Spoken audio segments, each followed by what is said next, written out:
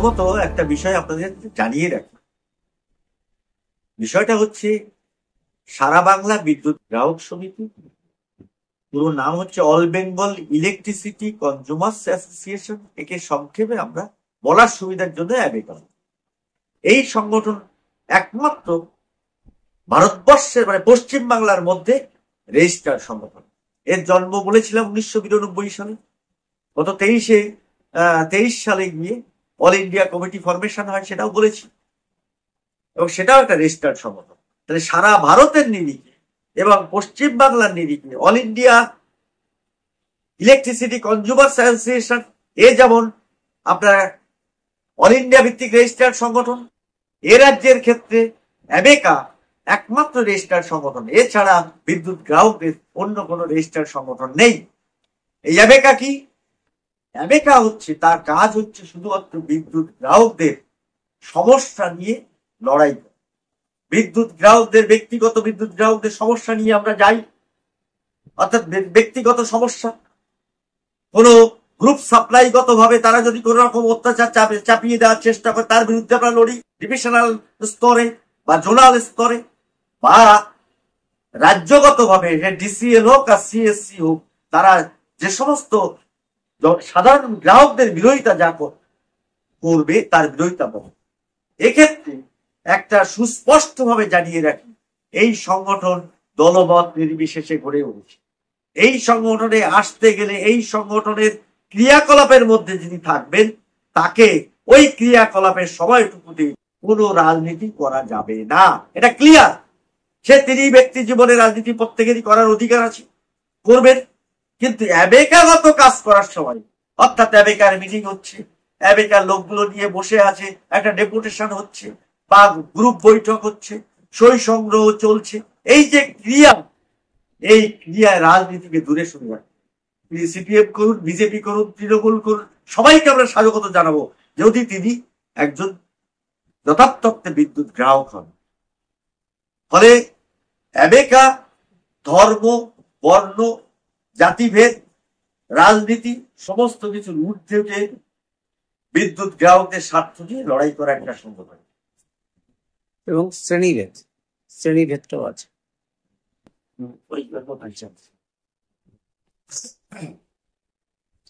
প্রথম কথা হচ্ছে, আমি এই উত্তর 24 পরগনার জেলা সম্পাদক, আমার একটা নির্দিষ্ট ফোন নাম্বার আছে, এবং সর্বোপরি কথা, আজকে ওয়েবসাইটে যদি যাওয়া যায়, অ্যাবেকা এর একটা পেজ আছে, all Bengal electricity consumers association, এই নাম দিয়ে যদি কেউ খোঁজ করেন তাহলে অ্যাবেকাকে পাবেন। যারা অ্যাবেকা সম্পর্কে জানেন না বা তাদের কাছে পৌঁছানো সম্ভব হয়নি, তারা অ্যাবেকা এটাকে যদি সার্চ করেন গুগলে, তারা পেয়ে যাবেন বিদ্যুৎ গ্রাহকদের সংগঠন, এবং সেখানে গিয়ে ফোন নাম্বার থাকবে, কল করবেন, যে জেলার সমস্যা, যে এলাকার সমস্যা, ওখান থেকে তাকে সেই এলাকার ফোন নাম্বার দিয়ে দেওয়া হবে।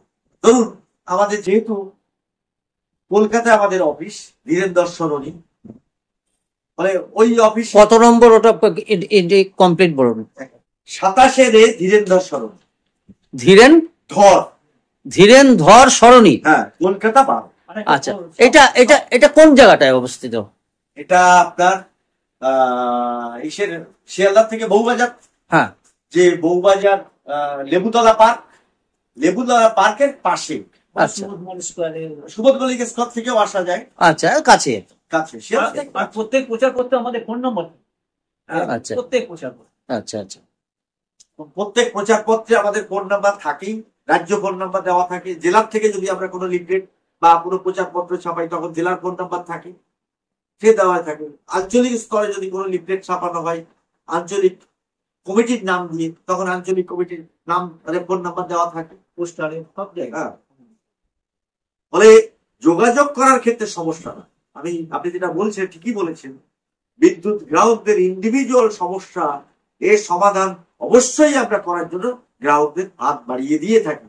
আমরা এদের নিয়ে বিভিন্ন রকম ডেপুটেশন দেওয়া, মেমোরেন্ডাম দেওয়া, এবং যদি তাদের কোন রকম অন্যায় হয় তাহলে তার সুবিচার পাওয়ার জন্য সর্বশেষ স্তর হচ্ছে ওম্বাসমেন্ট, মানে আইনগত প্রক্রিয়ায় স্টেশন ম্যানেজারকে ডেপুটেশন দেওয়া, একটা মেমোরেন্ডাম দেওয়া, সে ব্যক্তিগত তার সমস্যা নিয়ে একটা নির্দিষ্ট টাইম, 15 দিন বা 1 সপ্তাহ, যাই হোক, একটা নির্দিষ্ট টাইম পরে ওই অ্যাপ্লিকেশনের কপি নিয়ে গিয়ে আপনার সে রিজিওনাল অফিসে সেখানে আপত্তি জানাতে হয়।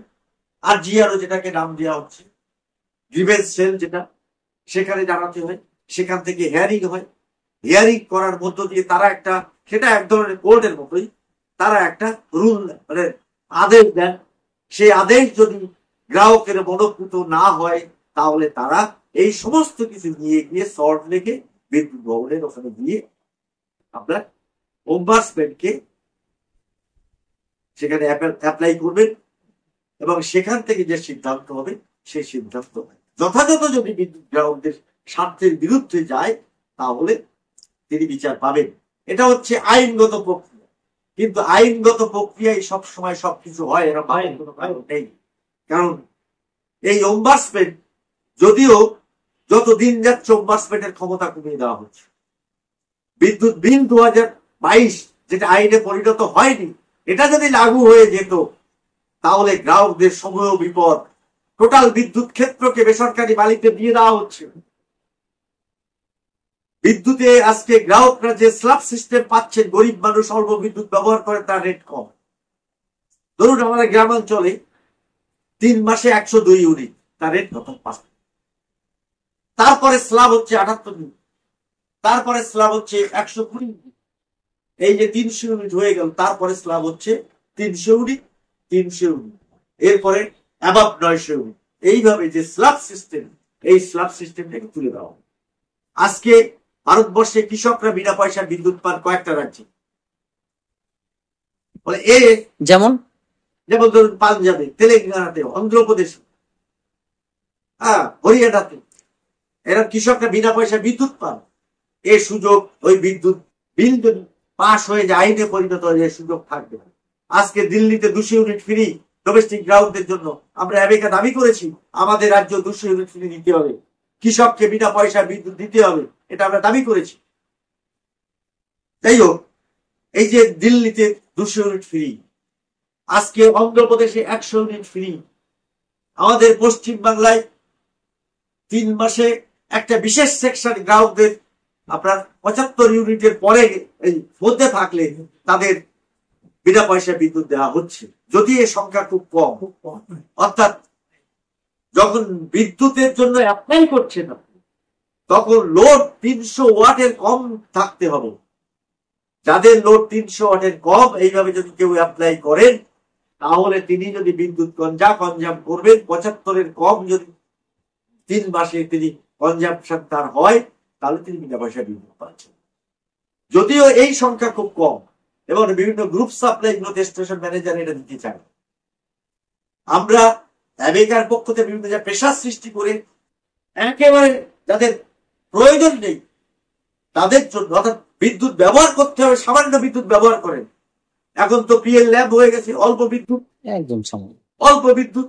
4টে লাইট যদি তিনি, 5টা লাইট যদি ব্যবহার করে 100 ওয়াটও হয়, একটা ফ্যান 80 ওয়াট, তাহলে একটা ঘর, একটা বা দুটো লাইট কত ওয়াট যেতে পারে? এখন তো 32 ওয়াটের ফ্যান বেরিয়ে গেছে, 28 ওয়াট, 32 ওয়াট। সে দেয় গরিব মানুষ অত টাকা, বিএলডিসি। তাই হোক, সে গরিব মানুষ হয়তো ওই 3000 4000 টাকা তিনি খরচ করতে পারবেন না। এখন 2000 টাকা তো বেরিয়ে গেছে, বাজারে এসে গেছে, টন এনে ফেলেছে।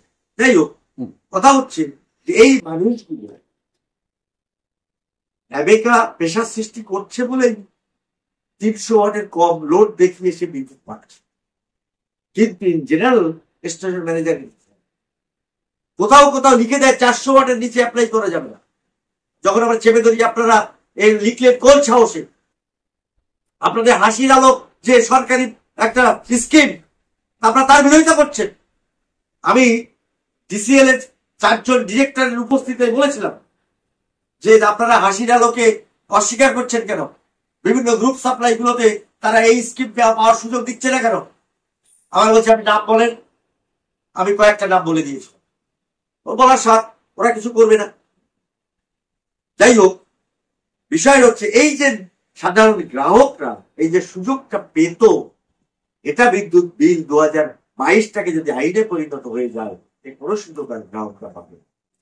ফলে এই বিলটাকে যাতে আইনে পরিণত না হয়, বিদ্যুৎ গ্রাহকরা আন্দোলন করছে, কৃষকরা আন্দোলন করছে। আজকে দিল্লিতে কৃষকরা যে 14 মাস ধরে ধর্নায় বসে আন্দোলন করে 700 জনের প্রাণ দেওয়ার মধ্য দিয়ে তারা যে তাদের কিছু দাবি তারা আদায় করেছে, ঠিকই তাদের একটা অন্যতম দাবি ছিল বিদ্যুৎ বিল ঊর্ধ্বকরণ।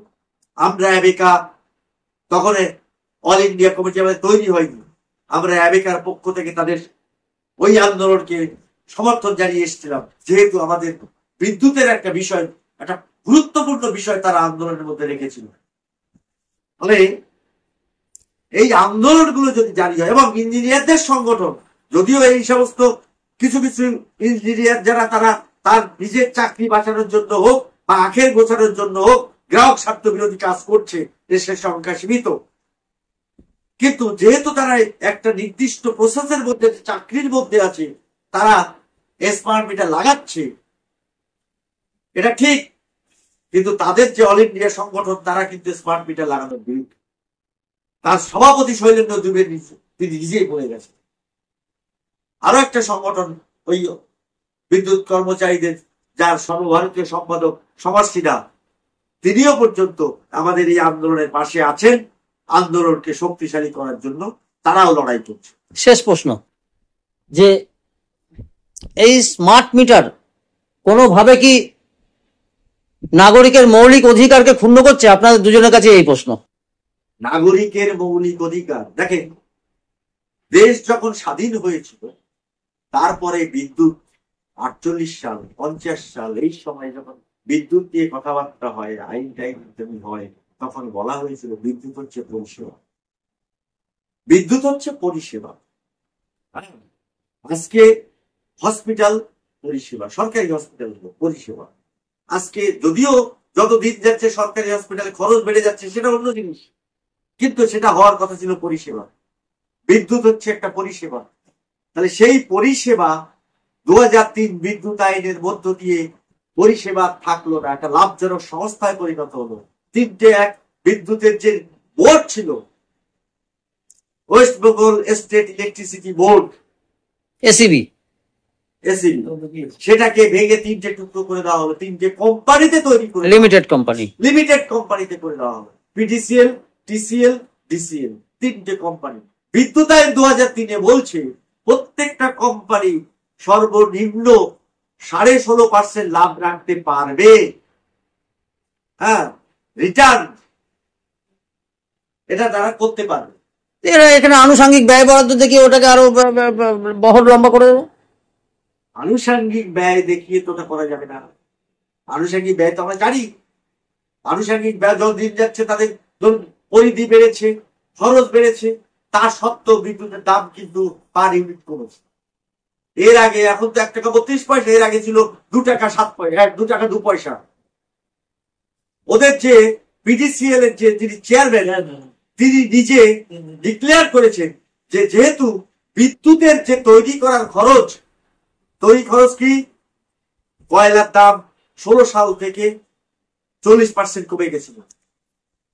বিদ্যুতের যে ট্যাক্স, অর্থাৎ কয়লার উপরে যে ট্যাক্স 7% কমে গেছিল। তাহলে এটা 47%।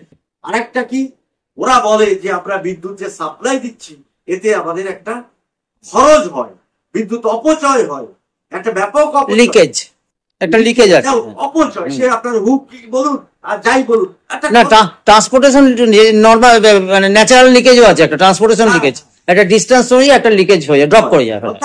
ওদের যে অপচয়, এই অপচয়টাকে ওরা 2% কমাতে পেরেছে।